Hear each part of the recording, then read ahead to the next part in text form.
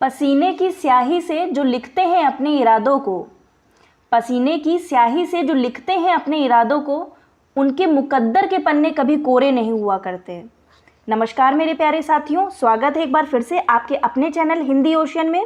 जैसा कि आपको ज्ञात है, इस चैनल के माध्यम से हम NTA, UGC NET, JRF, TGT, PGT, UPHESC जितने भी आपके अभी लगे हुए हैं एग्ज़ाम, उन सब की तैयारी करा रहे हैं। अगर आप इस चैनल पर नए आए हैं तो इस चैनल को सब्सक्राइब करें और वीडियो अच्छा लगे तो लाइक एंड शेयर जरूर कीजिए। तो चलिए शुरू करते हैं। जैसा कि आपने थंबनेल में देखा कि आज हम एनटीए नेट जेआरएफ का 2021 जून का प्रश्न पत्र हल करने वाले हैं। ये 2 पार्ट में होगा। पहले पार्ट में हम 50 प्रश्न करेंगे और दूसरे पार्ट में हम 50 प्रश्न करेंगे। स्वयं का मूल्यांकन कीजिए कि अभी आपके 2021 का जो रीसेंट पेपर हुआ है उसमें आपके कितने प्रश्न सही हो रहे हैं। अगर इसमें आपके प्रश्न सही हो रहे हैं, क्योंकि पीवाईक्यू जान है, समझ लीजिए आपको 2021 का, 2020 का, 2019 और 18 मतलब 2018 से लेकर के 2021 तक के सभी प्रश्न पत्र जितने भी आपके पूछे जा चुके हैं अभी तक, वो सारे ही आपको सॉल्व करने हैं और जो भी 2 पालियां हुई उन दोनों पाली के प्रश्न पत्र सॉल्व करने हैं। तो चलिए शुरू करते हैं। आज का जो हमारा पहला प्रश्न है वो है, चंद बरदाई ने पृथ्वीराज रासो में निम्नलिखित में से मुख्यतः किस छंद का प्रयोग किया है? अरिल्य छंद का, पद्दड़िया छंद का, कवित्त छंद का या फिर सवैया छंद का? तो जो इसका राइट आंसर हो जाएगा वो हो जाएगा आपका ऑप्शन नंबर सी, कवित्त छंद का प्रयोग किया है पृथ्वीराज रासो में। देखिए इसमें व्याख्या लिखी हुई है, चंद बरदाई ने पृथ्वीराज रासो में मुख्यतः कवित्त छंद का प्रयोग किया है। पृथ्वीराज रासो में 68 छंदों का प्रयोग किया गया है। कितने छंदों का? 68 छंदों का प्रयोग किया गया है, जिनमें दूहा, कवित्त, छप्पय, तोमर, त्रोटक, गाहा आदि हैं। चंद बरदाई को छप्पय छंद का विशेषज्ञ माना जाता है। आचार्य रामचंद्र शुक्ल ने चंद बरदाई को हिंदी का प्रथम कवि तथा पृथ्वीराज रासो को प्रथम महाकाव्य माना है। किसने? आचार्य रामचंद्र शुक्ल ने। आगे बढ़ते हैं। प्रश्न नंबर आपका आता है 2। लिखा है, कविता क्या है निबंध चिंतामणि के किस भाग में संकलित है? ये समझ लीजिए जो आचार्य रामचंद्र शुक्ल का जो कविता क्या है निबंध है, उससे बहुत प्रश्न बनते हैं और उसको बहुत अच्छे से आपको पढ़ के जाना है। कौन सी रचना किस में आई थी, इसका प्रकाशन क्या हुआ था, इसके लेखक कौन है, ये सारी जानकारी आपको पता होनी चाहिए। तो कविता क्या है निबंध चिंतामणि के किस भाग में संकलित है? तो इसका जो राइट आंसर हो जाएगा वो हो जाएगा आपका ऑप्शन नंबर 1, चिंतामणि भाग 1 में। कविता क्या है निबंध चिंतामणि भाग 1 में संकलित है। चिंतामणि निबंध 4 भागों में विभक्त है। चिंतामणि भाग 1 के संपादक आचार्य रामचंद्र शुक्ल खुद हैं। चिंतामणि भाग 1 में संकलित निबंधों के नाम है भाव या मनोविकार, उत्साह, श्रद्धा और भक्ति, करुणा, लज्जा और ग्लानि, लोभ और प्रीति, घृणा, ईर्ष्या, भय और क्रोध। ये सारे ही निबंध किसमें संकलित हैं? चिंतामणि भाग 1 में। आचार्य शुक्ल का चिंतामणि भाग 1 प्रथमतः विचार वीथी नाम से 1930 में प्रकाशित हुआ था। पहले ये चिंतामणि भाग 1 से प्रकाशित नहीं हुआ था, ये 1930 में किस नाम से प्रकाशित हुआ था? विचार वीथी के नाम से 1930 में प्रकाशित हुआ था। अच्छी जानकारी है, याद रखिएगा। प्रश्न नंबर 3, प्रभाववादी आलोचना के संबंध में सही तथ्य कौन सा है? प्रभाववादी आलोचना में सही तथ्य कौन सा है? ऑप्शंस आपके दिए हुए हैं। प्रभाववादी आलोचना में अवचेतन मन का महत्व होता है। पदम सिंह शर्मा की आलोचना पद्धति प्रभाववादी आलोचना है। आलोचक स्वयं एक प्रकार की रचना करने लगता है। और लास्ट ऑप्शन है, सहृदय आलोचक काव्य कृति को पढ़कर प्रभाव ग्रहण करता है। तो ये आपके कुछ ऑप्शंस दिए गए हैं। 1 और 2 सही है, 2 और 3 सही है, 1 और 3 सही, या फिर 2 और 4 सही है। प्रश्न थोड़े लेंदी होते हैं, उनको 1 बार 2 बार पढ़िए और समझ के इसका उत्तर दीजिए। तो जिसका राइट आंसर हो जाएगा वो हो जाएगा आपका ऑप्शन नंबर डी, 2 और 4 सही हो जाएंगे। पदम सिंह शर्मा की आलोचना पद्धति प्रभाववादी आलोचना है और सहृदय आलोचक काव्यकृति को पढ़कर प्रभाव ग्रहण करता है। एलिमिनेशन मेथड से भी आपको प्रश्न सॉल्व करने आने चाहिए। आपको लगता है कि ये प्रश्न का उत्तर नहीं हो सकता है तो पहले उसको कट कर दीजिए और जितने उस ऑप्शन से रिलेटेड हैं उनको पहले हटा दीजिए। हो सकता है आपका प्रश्न का उत्तर स्वतः ही निकल आए। आगे बढ़ते हैं। अब देखिए इसकी व्याख्या है, पद्म सिंह शर्मा की आलोचना पद्धति प्रभाववादी आलोचना है तथा सहृदय आलोचक काव्य कृति को पढ़कर प्रभाव ग्रहण करता है। यह तथ्य प्रभाववादी आलोचना के संबंध में सही है। प्रभाववादी या आत्म प्रधान आलोचना के प्रमुख तथ्य निम्नलिखित है। भावुकता का महत्व होता है, विषय वस्तु की अपेक्षा भाव की प्रधानता होती है। प्रभाववादी समीक्षक एक प्रकार के साहित्यिक सत्य असत्य विवेक बुद्धि में विश्वास रख अपनी रुचि को अंतिम प्रमाण मानते हैं। और लास्ट में दिया गया है पद्म सिंह शर्मा तथा शांतिप्रिय द्विवेदी हिंदी के प्रमुख प्रभाववादी समीक्षक हैं। आगे बढ़ते हैं। प्रश्न नंबर 4 लिखा है, निम्नलिखित में से कौन सा चंदनबाला रास के रचयिता हैं। रचयिता का नाम पूछा गया है जिसने रचना की है चंदनबाला रास की। सही उत्तर आपको बताना है जिन धर्मसूरी, सुमतिगण, मुनिजन विजय या फिर कवि आसगु। राइट आंसर हो जाएगा इसका ऑप्शन नंबर डी, कवि आसगु की रचना है चंदनबाला रास। ये देखिए चंदनबाला रास आसगु की रचना है। इनके द्वारा रचित अन्य ग्रंथ है जीवदया रास। याद रखिएगा कवि आसगु का है जीवदया रास। और इनकी अन्य एवं रचनाकार हैं, जैसे देखिए नेमिनाथ रास किसकी है, मुनि सुमतिगण की है। रेवंत गिरी रास विजय सेन सूरी की है। श्रावकाचार्य देवसेन की है। और स्थूली भद्र रास ये आपका जिनधर्म सूरी की है। बहुत अच्छी सारणी है, इसको आपको याद कर लेनी है। एग्जाम में प्रश्न कई बार आपसे यहाँ से पूछे जा चुके हैं। आगे बढ़ते हैं प्रश्न नंबर 5 की ओर। प्रकाशन वर्ष के अनुसार निम्नलिखित रचनाओं का सही अनुक्रम क्या है। मध्यकालीन बोध का स्वरूप, हिंदी साहित्य का आदिकाल, कबीर और हिंदी साहित्य की भूमिका। ये सभी आपको पता होंगी। ये आपकी सारी ही आलोचनात्मक रूप में लिखी गई बहुत ही महत्वपूर्ण ग्रंथ है। तो इसका आपको अनुक्रम में लगाना कि कौन सी रचना पहले आई थी और कौन सी रचना बाद में। तो इसका जो राइट आंसर हो जाएगा वो हो जाएगा आपका ऑप्शन नंबर डी, 4 3 2 1। अर्थात इसको पूरा असेंडिंग से डिसेंडिंग ऑर्डर में पलट दिया गया है। पहले नंबर पे ये आएगी, फिर दूसरे नंबर पे, फिर तीसरे नंबर पे और लास्ट में चौथे नंबर पे। अर्थात 4 3 2 1 इसका सही अनुक्रम हो जाएगा। अब देख लीजिए हिंदी साहित्य की भूमिका ये है आपकी, प्रकाशन वर्ष 1940 में। कबीर 1941 में आई थी। हिंदी साहित्य का आदिकाल 1952 में आई थी। और मध्यकालीन बोध का स्वरूप ये आपकी आई थी 1970 में। तो इसके आधार पर आपका सही अनुक्रम हो जाएगा आपका ऑप्शन नंबर डी। आगे बढ़ते हैं। प्रश्न नंबर आपका आता है 6। निम्नलिखित में से किस उपन्यास में ईस्ट इंडिया कंपनी द्वारा भारत के आर्थिक शोषण और लूट का यथार्थ चित्रण हुआ है। वामा शिक्षक में, परीक्षा गुरु में, नूतन ब्रह्मचारी में या फिर श्यामा स्वप्न में।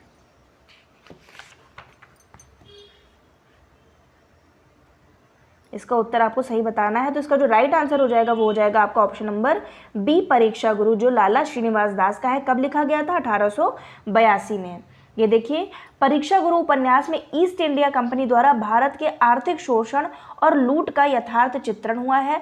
परीक्षा गुरु 1882 उपन्यास के लेखक लाला श्रीनिवास दास हैं। आचार्य रामचंद्र शुक्ल ने परीक्षा गुरु को अंग्रेजी ढंग का हिंदी का पहला मौलिक उपन्यास माना है। आगे बढ़ते प्रश्न नंबर 7। हाय रुक गया यही संसार, बना सिंदूर अनल अंगार, वात हत लतिका वह सुकुमार, पड़ी है छिन्नाधार। इस काव्यांश का प्रतिपाद्य क्या है। कथा वस्तु पूछी गई है। स्त्री स्वावलंबी है, पुरुष के बिना स्त्री का कोई अस्तित्व नहीं है, स्त्री के बिना पुरुष अधूरा है, या फिर लास्ट ऑप्शन है स्त्री पुरुष स्वच्छंद है। तो इस राइट आंसर इसके आधार पर आपको देना है, काव्यांश के आधार पर आपको सही उत्तर बताना है। तो इसका जो राइट आंसर हो जाएगा वो हो जाएगा आपका ऑप्शन नंबर बी, पुरुष के बिना स्त्री का कोई अस्तित्व नहीं है। आगे बढ़ते हैं। ये देखिए इस काव्यांश का जो प्रतिपाद्य है वो पुरुष के बिना स्त्री की कोई अस्तित्वता नहीं दिखलाई गई जाती है। उक्त काव्य पंक्ति किसकी है। सुमित्रा नंदन पंत की है। किससे ली गई है, परिवर्तन से उद्धृत है। आगे बढ़ते हैं। प्रश्न नंबर आपका आता है 8। प्रकाशन वर्ष के अनुसार निम्नलिखित उपन्यासों का सही अनुक्रम क्या है। शेखर एक जीवनी, तमस, बाणभट्ट की आत्मकथा और मैला आंचल। ये आपको एकदम कंठस्थ होने चाहिए। कब आई थी ये रचना, तो चलिए देख लेते हैं कि उपन्यासों का अनुक्रम कौन सा हो जाएगा, मतलब कौन सी रचना आपकी पहले आई थी और कौन सी रचना इसमें बाद में आई थी। अब देखिए इसका उत्तर आपका इसमें आपको चयन करना है इसके आधार पर कि कौन सी रचना पहले आई और कौन सी रचना बाद में। तो चलिए देखते हैं। शेखर एक जीवनी आपकी आई थी 1902 पार्ट में आई थी, 1940 में और 1944 में, भाग 1 भाग 2, लेकिन हम लोग भाग 1 को ही मानेंगे। 1940 और कहीं कहीं 41 भी देखने को मिलता है। बाणभट्ट की आत्मकथा ये आपकी आई थी 1946 में। तमस आपकी आई थी 1973 के आसपास आई थी ये। और जो मैला आंचल है ये आपकी आई थी 1900 कब आई थी? 54 में, 1954 में। तो इसके आधार पर अब देखिए सबसे पहले जो आ रही है वो है शेखर एक जीवनी। तो शेखर एक जीवनी आपका हो जाएगा दूसरा शेखर एक जीवनी नहीं, 1941, 73, 46। तो इसके आधार पर आपका पहला ऑप्शन हो जाएगा शेखर एक जीवनी। तो पहला ही उत्तर इसका मतलब डी ऑप्शन इसका राइट हो जाएगा। फिर तीसरे नंबर पे आ रही है बाणभट्ट की आत्मकथा। तो देखिए आपका इसमें ऑप्शन में भी दिया हुआ है आपका 1, 3, 4, 2 इसका राइट आंसर हो जाएगा। ये देखिए प्रकाशन वर्ष के अनुसार उपन्यासों का सही क्रम आपको दिया है और रचनाकार के नाम भी दिए गए हैं। अज्ञेय उपन्यासकार है 1940 और 1944 में आई थी। बाणभट्ट की आत्मकथा हजारी प्रसाद द्विवेदी का उपन्यास है 1946 में। मैला आंचल फणीश्वरनाथ रेणु का है 1954 में, आंचलिक उपन्यास है ये। और तमस भीष्म साहनी का है 1973 में आया था। आगे बढ़ते हैं प्रश्न नंबर 9 की ओर। सूची 1 को सूची 2 से सुमेलित करना है। प्लेटो, बिस्मार्ट, डब्ल्यू के, दी ग्रेट ट्रेडिशन। देखिए इसका तो पता चल गया प्लेटो आपकी इयॉन की रचना है। फिर आगे देखते हैं बिस्मार्ट डब्ल्यू का किसका है? Coleridge, Frank Raymond Lewis. और इधर इनकी रचनाएं दी गई हैं। जो कॉलरिज की रचना है वो हो जाएगी आपकी लेक्चर्स ऑन शेक्सपियर। और फ्रैंक रेमंड लिविस इनकी जो रचना है वो हो जाएगी आपकी द ग्रेट ट्रेडिशन, जो कि आपके पीछे लिखी हुई थी। और जो लिटरेरी क्रिटिसिज्म है ये है बिस्मार्ट डब्ल्यू के की रचना। तो चलिए इसके आधार पर इसका जो सही उत्तर हो जाएगा वो हो जाएगा आपका ऑप्शन नंबर ए, इसका सही हो जाएगा 2, 4, 3, 1।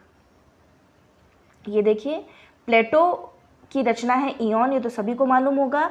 बिस्मार्ट डब्ल्यू के की रचना है लिटरेरी क्रिटिसिज्म, ए शॉर्ट हिस्ट्री। और कॉलरिज की रचना है lectures on Shakespeare. Frank Raymond Lewis की रचना है द ग्रेट ट्रेडिशन। आगे बढ़ते हैं प्रश्न नंबर 10 की ओर। लिखा है निम्नलिखित में से किस आचार्य ने रीति का एक भेद अवंती को माना है? भामा ने, वामन ने, कुंतक ने या फिर भोजराज ने? रीति का एक भेद अवंती को माना है। रीति की वैसे 3 है, वैदर्भी, गौड़ी, पांचाली, लेकिन एक जो भेद है अवंती वो किसने माना है? तो इसका जो राइट आंसर हो जाएगा वो हो जाएगा आपका ऑप्शन नंबर डी, भोजराज ने माना है अवंती को। ये देखिए आचार्य भोजराज ने रीति को एक भेद अवंती को माना है। रीति संप्रदाय के प्रवर्तक आचार्य वामन है। इन्होंने रीति को काव्य की आत्मा माना है। इनके अनुसार विशिष्ट पद रचना रीति है। आचार्य वामन ने रीति के 3 भेद किए थे, वैदर्भी रीति, गौड़ी रीति और पांचाली रीति। और एक और अन्य रीति है जो कि भोजराज ने दी थी, अवंती को माना है। प्रश्न नंबर 11, भारत दुर्दशा के आखिरी अंक में भारत भाग्य क्या करता है?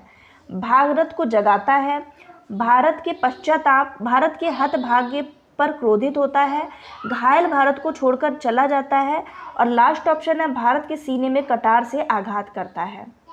तो इसका जो राइट आंसर हो जाएगा वो हो जाएगा आपका ऑप्शन नंबर ए, भारत को जगाता है, भारत भाग्य।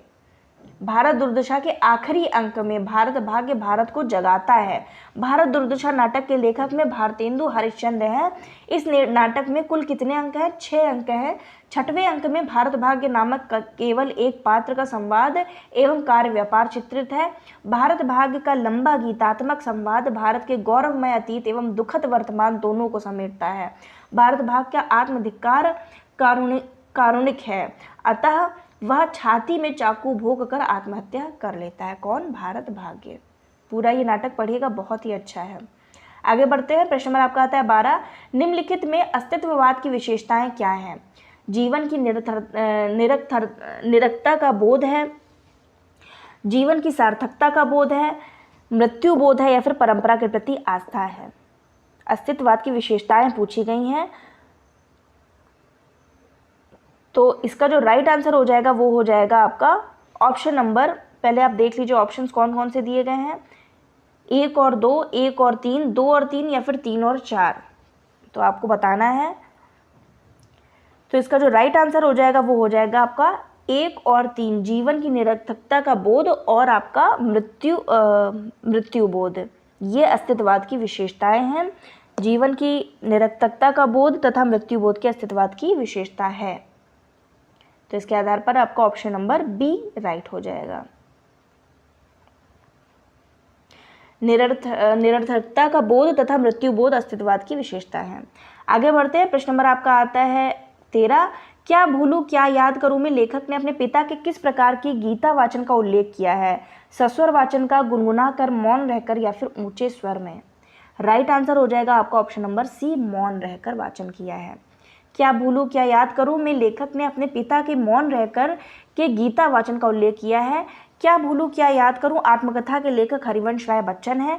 इन्होंने अपनी आत्मकथा को 4 भागों में लिखा है जो निम्न है। क्या भूलूं क्या याद करूं, नीड़ का निर्माण फिर, बसेरे से दूर और 10 द्वार से सोपान तक। ये सारे ही आपको क्रम में भी पूछ लिए जाते हैं, तो ऐसे ही क्रम इसका सही होगा। आगे बढ़ते हैं। प्रश्न नंबर 14। टॉमस स्टर्न इलियट के अनुसार परंपरा संस्कृति का अंश नहीं है, निर्जीव होती है, अनुपयोगी है या फिर जीवित संस्कृति का एक अंश है। तो सही उत्तर आपको बताना है कि इसमें से क्या होगा। सही उत्तर हो जाएगा आपका जीवित संस्कृति का एक अंश है। ये देखिए आपके दिया हुआ है, टॉमस स्टर्न इलियट के अनुसार परंपरा जीवित संस्कृति का एक अंश है। इलियट की प्रमुख समालोचनात्मक कृतियां हैं the sacred wood, homage to John Dryden, selected essays, the use of poetry and the use of criticism. ये सारी ही इनकी इलियट की रचनाएं हैं। आगे बढ़ते हैं। प्रश्न नंबर आपका आता है 15। चंद्रदेव से मेरी बातें हिंदी साहित्य का पहली कहानी थी जिसने अपने समय की राजनीति और अर्थनीति को केंद्रीय कथ्य बनाया। यह कथन किसका है? देवी शंकर अवस्थी, मधुरेश, नामवर सिंह या फिर भवदेव पांडे? चंद्रदेव से मेरी बातें हिंदी साहित्य की पहली कहानी थी जिसने अपने समय की राजनीतिक और अर्थनीति को केंद्रीय कथ्य बनाया है। तो जो इसका राइट आंसर हो जाएगा वो हो जाएगा आपका option number D, Bhavdev Pandey ने ये कहा है। ये देखिए, चंद्रदेव से मेरी बातें हिंदी साहित्य की पहली कहानी थी जिसने अपने समय की राजनीति और अर्थनीति को केंद्रीय कथ्य बनाया। ये कथन भवदेव पांडे का है। चंद्रदेव से मेरी बातें कहानी सर्वप्रथम सरस्वती पत्रिका में 1904 ईस्वी में प्रकाशित हुई थी। इसकी लेखिका राजेंद्र बाला घोष बंग महिला हैं। प्रश्न नंबर 16। निम्नलिखित में से कौन सा विद्वान अस्तित्ववाद का चिंतक नहीं है, पूछा गया है? Albert Camus, Ezra Pound, Martin Heidegger या फिर जिया पॉल सार्त्र? कौन सा अस्तित्ववादी लेखक नहीं आता है? तो इसका जो राइट आंसर हो जाएगा वो हो जाएगा एजरा पाउंड। बाकी तीनों ही अस्तित्ववाद चिंतक हैं। एजरा पाउंड अस्तित्ववाद की चिंतक नहीं है, ये एक बिंबवाद की चिंतक है। याद रखिएगा, ये बिंबवाद की चिंतक है। एबीसी ऑफ रीडिंग नामक ग्रंथ के रचयिता एजरा पाउंड है। एक इन्होंने रचना लिखी है, वो उसका नाम है एबीसी ऑफ रीडिंग। ये रचना है एबीसी ऑफ रीडिंग। ये किसकी है? एजरा पाउंड की है। जबकि एल्बर्ट कामू, मार्टिन हेडगर तथा जिया पॉल सार्त्र अस्तित्ववादी चिंतक हैं। अस्तित्ववाद का प्रवर्तक सोरेन किरकेगार्द को माना जाता है। प्रश्न नंबर 17। अंडरस्टैंडिंग पोएट्री पुस्तक के लेखक कौन है? एलन टेट है, टिलियर्ड है, क्लिंथ ब्रूक्स हैं या फिर सर विलियम एम्पसन है? राइट आंसर हो जाएगा आपका ऑप्शन नंबर सी, क्लिंथ ब्रूक्स हैं अंडरस्टैंडिंग पोएट्री के पुस्तक के लेखक। आगे बढ़ते हैं। प्रश्न नंबर आपका आता है 17। ये देखिए, इसमें पढ़ लेते हैं। अंडरस्टैंडिंग पोएट्री पुस्तक के लेखक क्लिंथ ब्रूक्स हैं। क्लिंथ ब्रूक्स को विडंबना और विसंगति सिद्धांत का प्रवर्तक माना जाता है। On the limits of poetry 1948 on the limits of poetry 1948 पुस्तक के लेखक एलन टेट हैं तथा 7 टाइम्स ऑफ एम्बिग्विटी पुस्तक के लेखक विलियम एम्पसन हैं। इसको नोट कर लीजिए एक जगह, बहुत इंपॉर्टेंट है। एलन टेट की रचना का नाम है आपका on the limits of poetry, 1948 में आई थी। और आपका जो नाम है 7 टाइम्स ऑफ एम्बिग्विटी पुस्तक के लेखक है William Empson. The direct and oblique पुस्तक के लेखक है टिलियर्ड। ये तीनों ही जो आपके एलन टेट हो गए, क्लिंथ ब्रूक्स की तो अंडरस्टैंडिंग पोएट्री होगी, टिलियर्ड हो गए और सर विलियम एम्पसन, ये तीनों की रचनाएं और उनकी जो किताबों के नाम है वो दिए गए हैं। इसको एक अपनी नोटबुक में नोट कर लीजिए, आगे हो सकता है काम में आए आपके। आगे बढ़ते हैं। प्रश्न नंबर आपका आता है 18। सुंदरता का आलोक स्रोत है फूट पड़ा मेरे मन में, जिससे नवजीवन का प्रभात होगा फिर जग के आंगन में। उपर्युक्त पंक्तियों के रचयिता कौन है? जयशंकर प्रसाद है, सुमित्रा नंदन पंत है, सूर्यकांत त्रिपाठी निराला है या फिर महादेवी वर्मा है। तो इसका जो राइट आंसर हो जाएगा वो हो जाएगा आपका ऑप्शन नंबर बी, सुमित्रा नंदन पंत इसके रचयिता है। ये देखिए, सुंदरता का आलोक स्रोत है फूट पड़ा मेरे मन में, जिससे नवजीवन का प्रभात होगा फिर जग के आंगन में। उपर्युक्त पंक्ति के रचयिता सुमित्रा नंदन पंत है। यह काव्य पंक्ति पंत जी के किसमें संग्रहित है? युगांत काव्य संग्रह में संकलित है। छायावादी कवि एवं काव्य पंक्तियां निम्नलिखित हैं। देखिए पंक्तियां कुछ और दी गई हैं।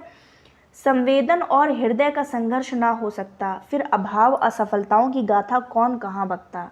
ये जयशंकर प्रसाद का है। अपशब्द अधरों का सुना भाष, मैं कवि हूँ पाया है प्रकाश। ये आपके सूर्यकांत त्रिपाठी निराला का है।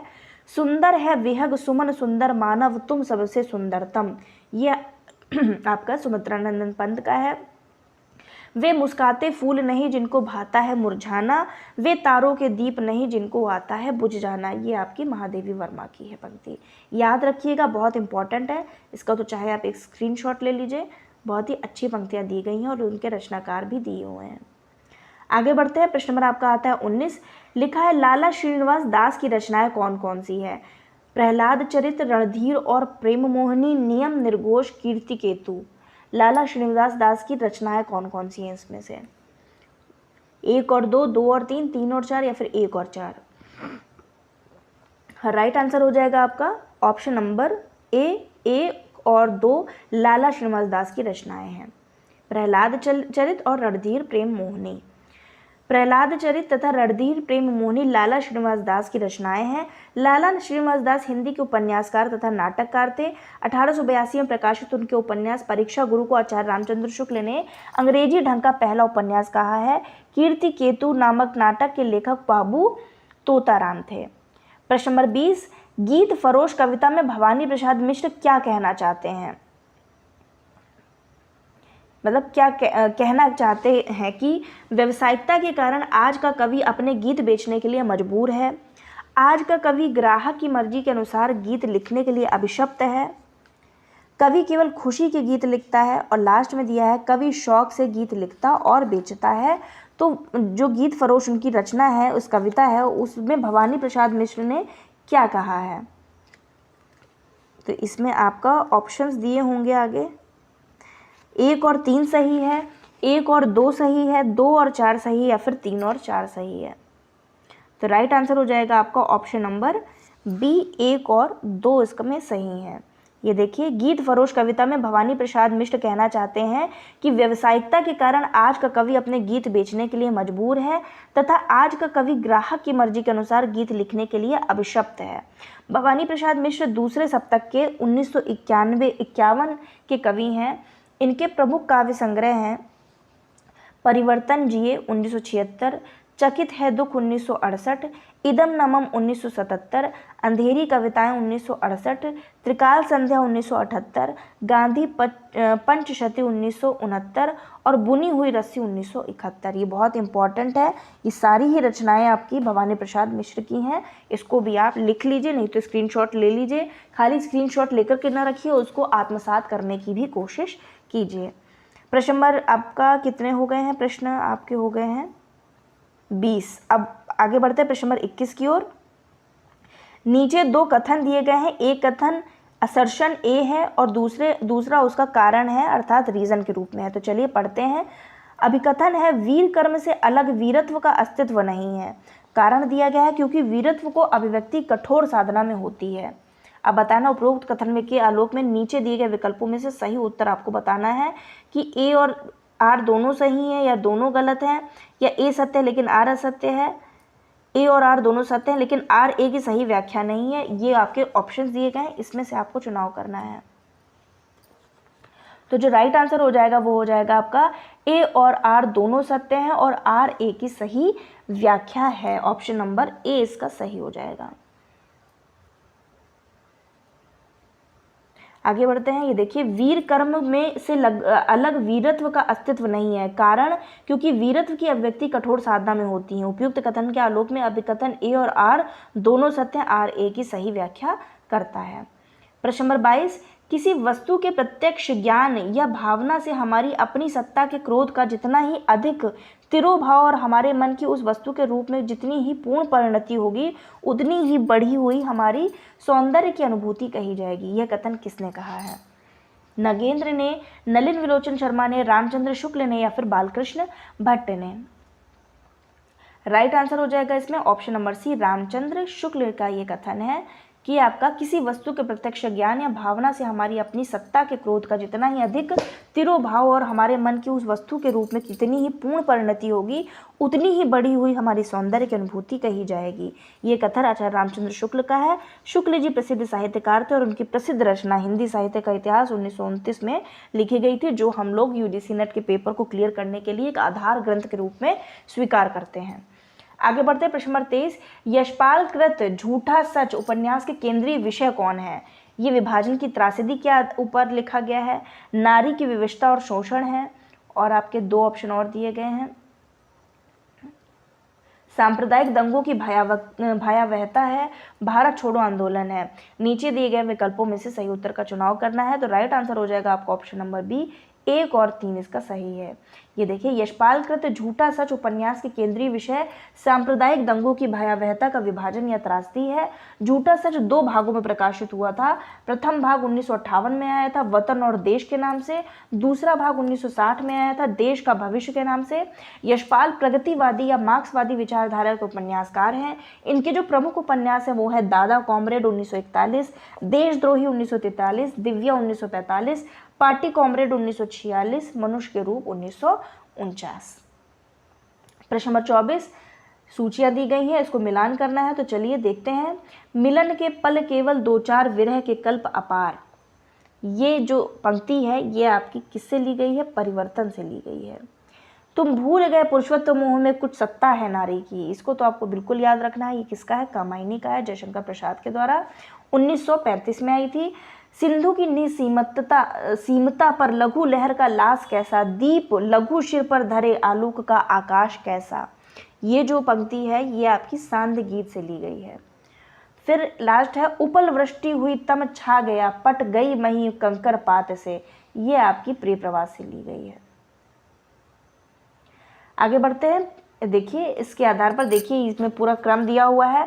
मिलन के पल केवल 2-4 ये परिवर्तन से है। फिर तुम भूल गए कामायनी, सिंधु की सीमता ये सांध्य गीत, और आपका उपल वृष्टि हुई तम छा गया ये प्रिय प्रवास से ली गई है। आगे बढ़ते हैं। प्रश्न नंबर 25, भाषा भूषण का विवेच्य क्या है? छंद है, अलंकार है, रस है या फिर ध्वनि है? Right answer option number B, अलंकार। प्रश्न नंबर आपका आता है, ये देखिए, भाषा भूषण का विवेच्य अलंकार है। भाषा भूषण ग्रंथ के लेखक जसवंत सिंह है। इस ग्रंथ में कितने 212 दोहों में अलंकारों का निरूपण किया गया है। जसवंत सिंह हिंदी साहित्य के प्रधान आचार्य या शिक्षक के रूप में प्रसिद्ध हैं। इनकी प्रमुख रचनाएं हैं प्रबोध चंद्रोदय, अपरोक्ष सिद्धांत, अनुभव प्रकाश और सिद्धांत सार आदि। प्रश्न नंबर 26, कुबेरनाथ रॉय के निबंध संग्रह कौन कौन से हैं? बेहया का जंगल, कामधेनु, आगम की नाव, दूसरी सतह। इसमें से कुबेरनाथ रॉय के निबंध संग्रह को आपको छांटना है। तो इसका जो राइट आंसर हो जाएगा ये कामधेनु है और आपकी आगम की नाव है। तो 2 और 3 इसका राइट आंसर हो जाएगा। ये देखिए आगे, कामधेनु तथा आगम की नाव कुबेरनाथ रॉय के निबंध संग्रह हैं। कुबेरनाथ रॉय ललित निबंधकार हैं। इनके प्रमुख निबंध संग्रह हैं प्रिया नीलकंठी, रस आखेटक, गंधमादन, विषाद योग, निषाद बांसुरी, महाकवि की तर्जनी, मन पवन की नौका इत्यादि। जबकि बेहया का जंगल निबंध के लेखक कृष्ण बिहारी मिश्र हैं तथा दूसरी सतह निबंध के लेखक शरद जोशी हैं। आगे बढ़ते हैं। प्रश्न नंबर 27, लिखा है प्रकाशन वर्ष के अनुसार निम्नलिखित रचनाओं का अनुक्रम आपको लगाना है। भारत की भाषा समस्या, मार्क्स और पिछड़े हुए समाज, प्रेमचंद और उनका युग, भारतीय युग और भारतीय हिंदी भाषा की विकास परंपरा। तो इसका जो सही उत्तर हो जाएगा वो हो जाएगा आपका 3, 1, 4, 2।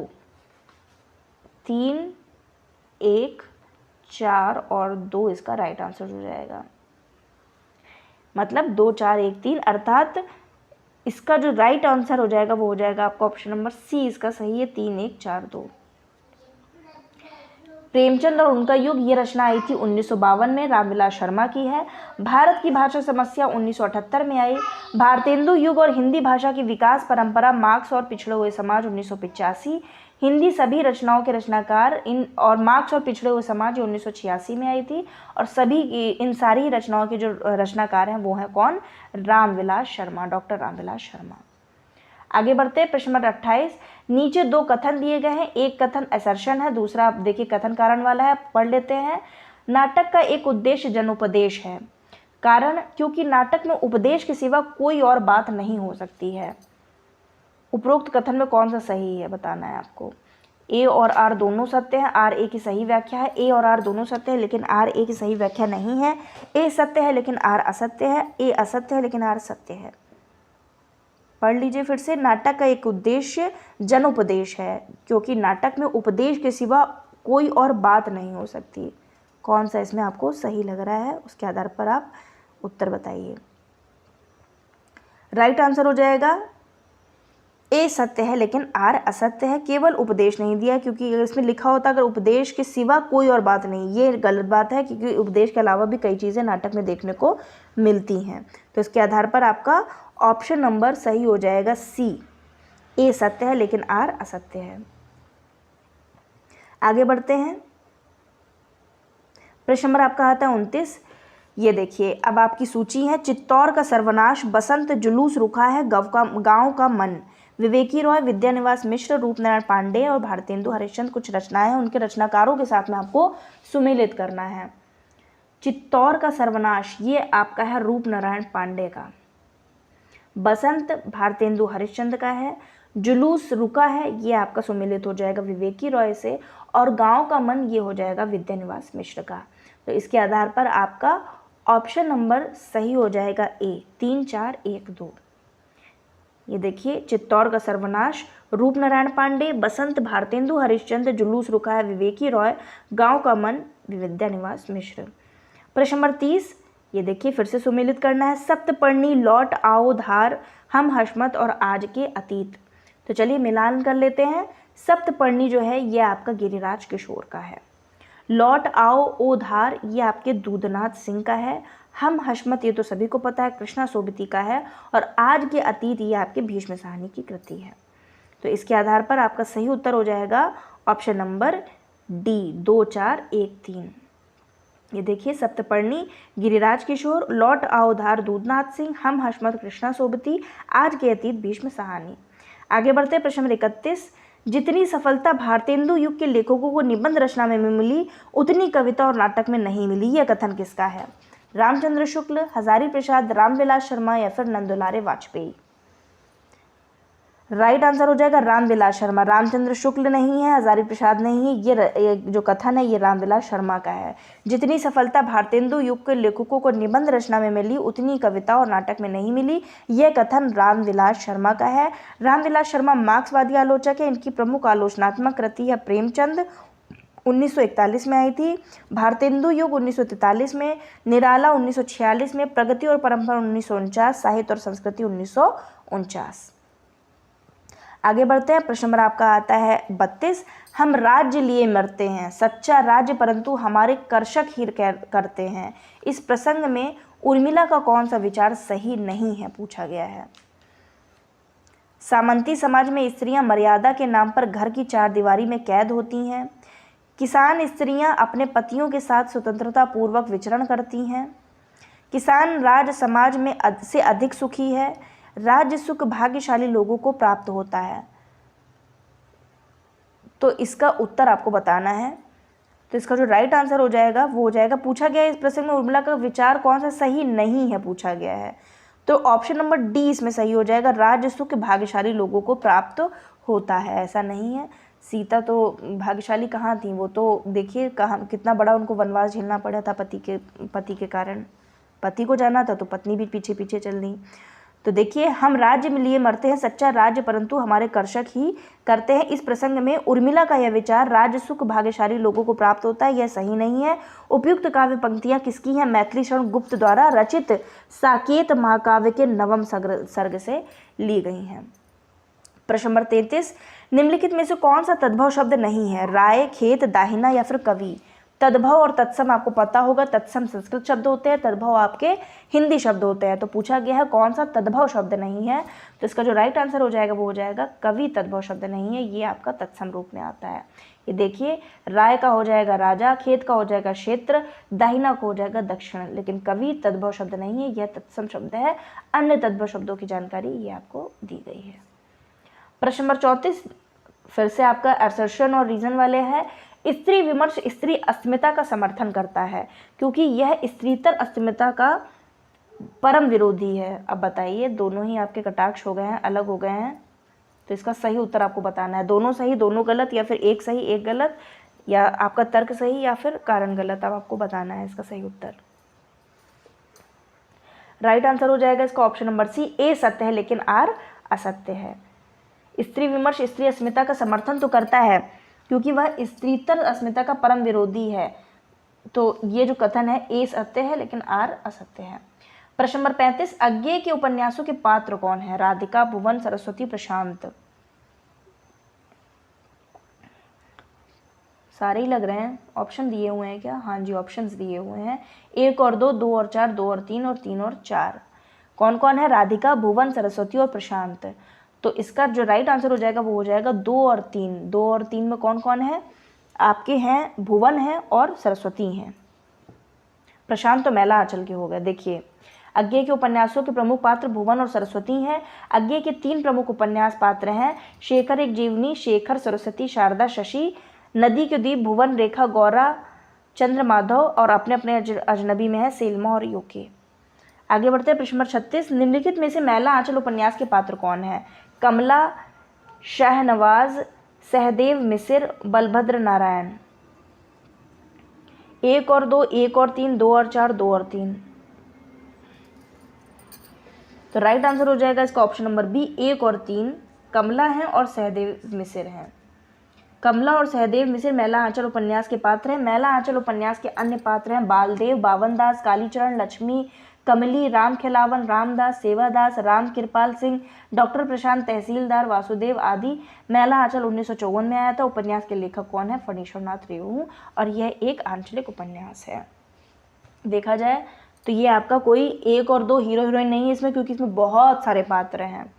आगे बढ़ते हैं। प्रश्न नंबर 37 रामचंद्र शुक्ल के अनुसार शिव सिंह सरोज में गिनाए गए ग्रंथ कौन से हैं? राम सतसई, कड़खा रामायण, दोहावली, कवित रामायण। रामचंद्र शुक्ल के अनुसार शिव सिंह सरोज में गिनाए गए ग्रंथ कौन कौन से हैं? तो इसका जो राइट आंसर हो जाएगा वो हो जाएगा आपका ऑप्शन नंबर 1, राम सतसई है और कड़खा रामायण। 1 और 2 इसका राइट आंसर है। रामचंद्र शुक्ल के अनुसार शिव सिंह सरोज में गिनाए गए ग्रंथ हैं राम सतसई और कड़खा रामायण। प्रश्न नंबर 38 मैं चाहता हूं कि साहित्य संबंधी धारणाएं वास्तविक साहित्य में विश्लेषण के आधार पर बनाई जाएं। ये पंक्तियां एक साहित्य की डायरी के किस प्रकरण से ली गई हैं? एक लंबी कविता का अंत, कलाकार की व्यक्तिगत ईमानदारी, तीसरा क्षण, एक मित्र की पत्नी का प्रश्न। एक साहित्यिक डायरी मुक्तिबोध की रचना है और किससे ली गई है ये पंक्तियां? तो इसका जो राइट आंसर हो जाएगा वो हो जाएगा तीसरा क्षण। मैं चाहता हूं कि साहित्य संबंधी धारणाएं वास्तविक साहित्य में विशेष विश्लेषण के आधार पर बनाई जाए। ये पंक्तियां एक साहित्य की डायरी के तीसरा क्षण प्रकरण से ली गई हैं। एक साहित्य की डायरी निबंध संग्रह के लेखक गजानन माधव मुक्तिबोध हैं। आगे बढ़ते हैं। प्रश्न नंबर आपका आता है 39। लिखा है सूची 1 सूची 2 होली है, पीछे मत फेंकिए, मेरी जन्मभूमि और परंपरा बंधन नहीं। होली है आपकी प्रताप नारायण मिश्र की है, पीछे मत फेंकिए ये आपकी है बालकृष्ण भट्ट की, मेरी जन्मभूमि ये आपकी हजारी प्रसाद द्विवेदी की है, और परंपरा बंधन नहीं ये आपकी है विद्यानिवास मिश्र की। तो इसके आधार पर आपका ऑप्शन नंबर सही हो जाएगा, ऑप्शन नंबर सही हो जाएगा आपका सी राइट हो जाएगा। 3 4 1 2। होली है प्रताप नारायण मिश्र, पीछे मत फेंकिए बालकृष्ण भट्ट, मेरी जन्मभूमि हजारी प्रसाद द्विवेदी, बंधन परंपरा बंधन नहीं विद्यानिवास मिश्र। पेपर का स्तर बहुत हाई हो चुका है, आपको इस तरीके के प्रश्न देखने को मिलेंगे क्योंकि ये रीसेंट पेपर है 2021 का जो प्रथम पाली में पूछा गया था। प्रकृति जाके सोई अंग परी, स्वांध पूछ कोटिक जो लागे, सूद न काहू करी। ये किसकी है? ये आपकी सूरदास की ही है। बहुविध चित्र बनाए के, हरि रच्या कीड़ा रास, जे ही ना इच्छा झूलबे की, ऐसी बुद्धि के ही पास। ये कबीरदास की है पंक्ति। थारो रूप देखिया अटकी, कुल कुटुंब सजन सकल बार बार हटकी। ये मीरा की है, मीराबाई जी की है। और आपका गुर नित मोहि प्रबोध दुखित देख, आचरण मम मोहि उपजई अति क्रोध, दम्भिही नीति के भवाई। ये आपके तुलसीदास की है। तो इसके आधार पर 1 2 3 4 सही है। ये देखिए आगे बढ़ते हैं। प्रश्न नंबर आपका आता है 41। पुरर्वा पुरस्तम परेहि, दुरापना वात इव्वा स्मस्मी। उर्वशी का तृतीय अंक इस बीज भाव पर केंद्रित है। ऋग्वेद से उद्धृत है, यजुर्वेद से, तैत्तिरीय उपनिषद से, या फिर ब्रह्म वैवर्त पुराण से। पुरर्वः पुरस्तम परेहि, दुरापना वास इवाहमस्मि। उर्वशी का तृतीय अंक इस बीज भाव पर केंद्रित है, ऋग्वेद पर। ऑप्शन नंबर ए इसका सही हो जाएगा। अर्थात हे पुरर्वा, तुम अपने घर लौट जाओ, मैं वायु के समान दुष्प्राप्य हूँ। उर्वशी का तृतीय अंक इस बीज भाव पर केंद्रित है। इसका स्रोत ऋग्वेद है। उर्वशी महाकाव्य के रचयिता कौन है? रामधारी सिंह दिनकर है। इनमें कुल 5 अंक शामिल हैं। प्रश्न नंबर 42। श्रृंगार मंजरी, ये देखिए श्रृंगार मंजरी, साहित्य सार, रस सारांश, प्रेमचंद्रिका। तो चलिए मिलान कर लेते हैं, थोड़ा बड़ा कर देते हैं इसको। श्रृंगार मंजरी है आपका चिंतामणि की, फिर साहित्य सार आपका है मतीराम की, रस सारांश है आपका भिखारी दास का, और प्रेमचंद्रिका है देव की। अब कैसे याद करना है आपको, यह आप जान सकते हैं। एक मैं बता दे रही हूँ आपको, शॉर्ट ट्रिक आसान है। श्रृंगार, तो श्रृंगार से आप कर लीजिए चिंता। ज़्यादातर महिलाओं को जब श्रृंगार नहीं होता तो चिंता हो जाती है ना, याद रहेगा, अब हमेशा के लिए याद हो जाएगा। तो इसी तरीके से फ़नी वे में आप कुछ भी बना लीजिए। साहित्य सार का मतीराम हो गया, रस सारांश का भिखारी दास हो गया, प्रेमचंद्रिका का देव हो गया। जरूरी नहीं आप सिर्फ रीडिंग कर रहे हैं, आप सिर्फ पढ़ रहे हैं। चीज़ों को पॉज करिए, मतलब वीडियो को पॉज कीजिए, उसको आत्मसात करिए कि आगे अगर ये प्रश्न आता है तो हम इसको गलत नहीं करेंगे। इस तरीके से प्रश्न आपको सॉल्व करना है। आगे बढ़ते हैं। तो इसके आधार पर बी ऑप्शन इसका राइट हो जाएगा, 2 1 4 3। ये देखिए श्रृंगार मंजरी, चिंतामणि, साहित्य सार, मतीराम, रस सारांश, भिखारी दास और प्रेमचंद्रिका देव। आगे बढ़ते हैं। प्रश्न 43। निम्नलिखित में से कौन सी भाषा आर्य भाषाओं में शामिल नहीं है? यूनानी, लैटिन, फारसी, अरबी। पहली यूनिट का प्रश्न है।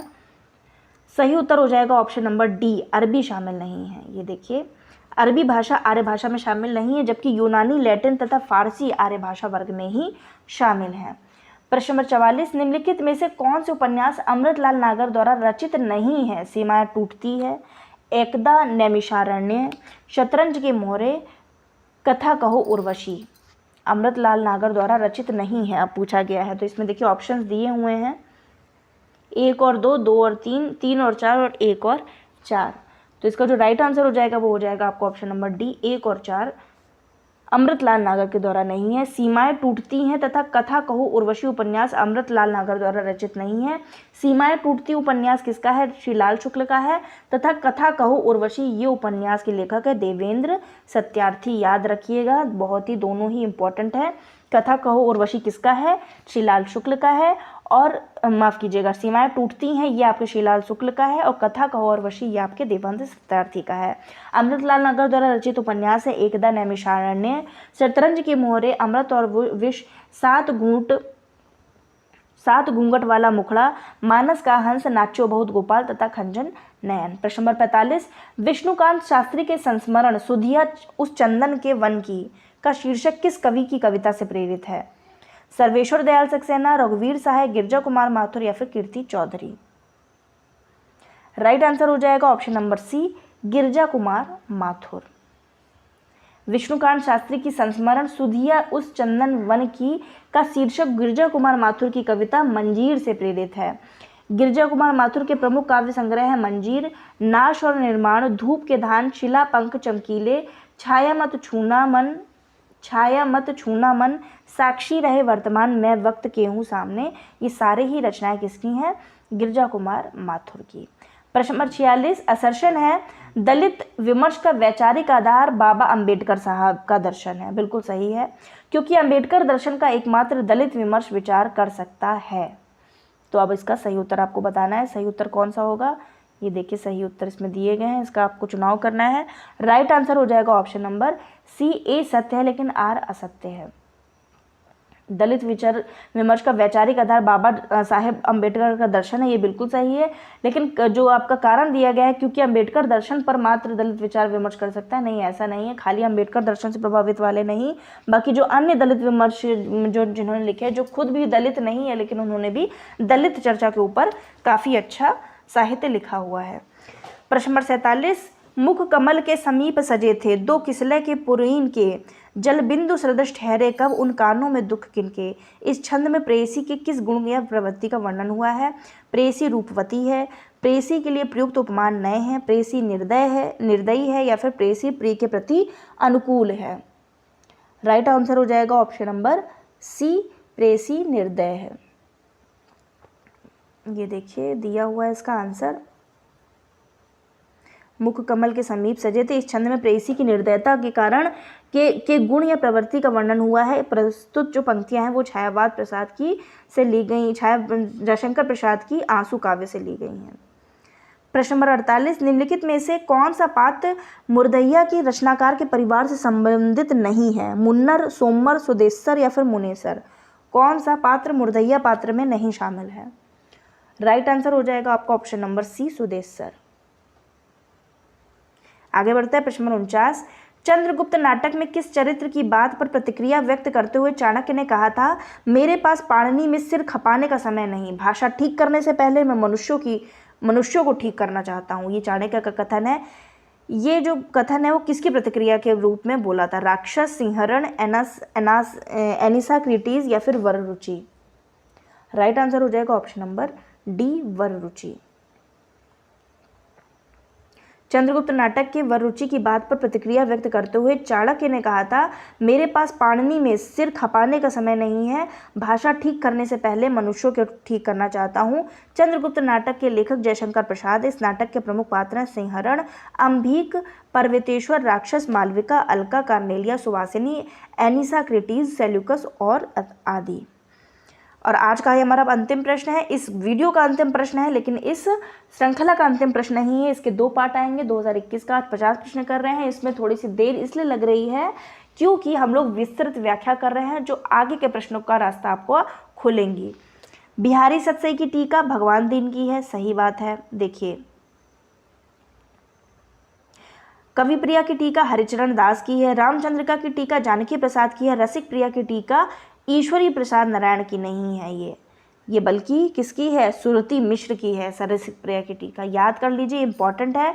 ये देखिए बिहारी की टीका, बिहारी सतसई की टीका भगवान दीन ने लिखी है, कवि प्रिया की टीका हरिचरण दास ने लिखी है, रामचंद्रिका की टीका जानकी प्रसाद ने लिखी है और रसिक प्रिया की टीका सुरति मिश्र ने लिखी है। याद रखिएगा, ये सारे ही आप स्क्रीनशॉट ले लीजिए, नहीं तो आप अपनी नोटबुक में लिखते जाइए और आत्मसात जरूर करते जाइए, क्योंकि तुरंत याद नहीं करेंगे तो भूल जाएंगे। इसलिए याद रखिए, स्टैटिक पोर्शन को हमेशा अपने दिमाग में याद करते हुए चलना और उसको रिकॉल करना है कि हमने क्या याद किया था। नहीं याद आ रहा है, फिर से कॉपी देखिए, फिर से वीडियो देखिए और लगे रहिए, ऐसे ही सफलता सुनिश्चित है आपकी। वीडियो अच्छा लगा हो तो लाइक कीजिए, कमेंट कीजिए, शेयर कीजिए और वीडियो देखने के लिए आप सभी का प्रेम पूर्वक धन्यवाद।